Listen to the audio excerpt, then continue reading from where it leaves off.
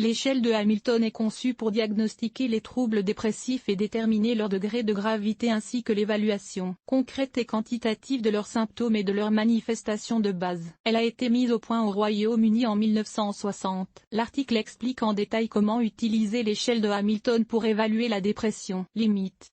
Seuls les professionnels peuvent remplir l'échelle. Il est inacceptable de déléguer cette tâche aux patients. L'exactitude des résultats dépend de l'alphabétisation, des qualifications et de l'expérience du psychologue, ou du psychiatre. Quand l'utiliser.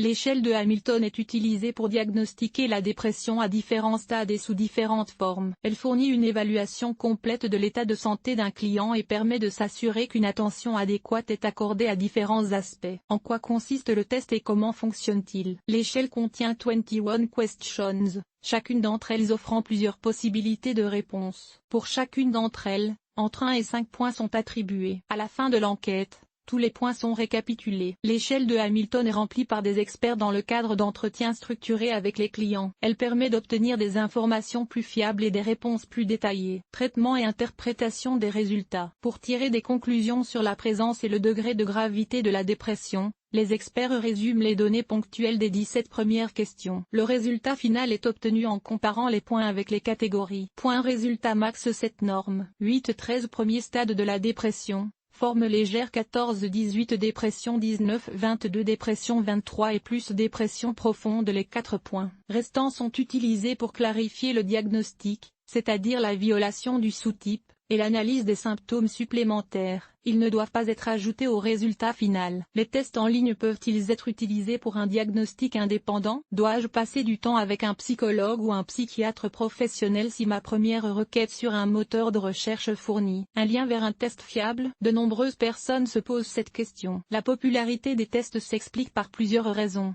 notamment simplicité et facilité d'utilisation. La version en ligne ne nécessite aucun effort ni aucune compétence particulière de la part des personnes. Quelques clics suffisent. Le résultat s'affiche sur un écran qui ne se doute de rien. Ne faites pas de publicité pour le problème et n'en parlez pas à des inconnus. Toutefois, les experts ne recommandent pas l'autodiagnostic, en particulier par le biais de méthodes en ligne. Il existe des signes de dépression et leur gravité est très difficile à évaluer par soi-même, en particulier par l'auto-observation. L'une des raisons en est que l'un des signes de la dépression est un manque de respect et de conscience de soi. La plupart des tests présentent des problèmes trop évidents, malgré la présence d'échelles de mensonges, de fiabilité, etc. Ils permettent de falsifier facilement les résultats et présentent une image attendue plutôt que réaliste. Les psychologues compétents n'utilisent pas les tests comme méthode de diagnostic de base. Le diagnostic se fonde principalement sur des données d'observation et des conversations. Les tests blancs ne font que confirmer les suppositions de l'expert ou fournir une raison de les remettre en question et de mener des recherches plus détaillées et plus approfondies. Conclusion. L'échelle de Hamilton est un outil professionnel de diagnostic de la dépression qui fournit une évaluation complète de l'état d'un client, avec les symptômes les plus saillants. Comme l'utilisation de l'échelle nécessite la prise en compte de nombreux facteurs, seul un psychologue professionnel, psychiatre, peut la remplir, sur la base d'entretiens avec le client, de données objectives et de contacts avec les proches. L'article vous a-t-il aidé? Évaluation, 0,5.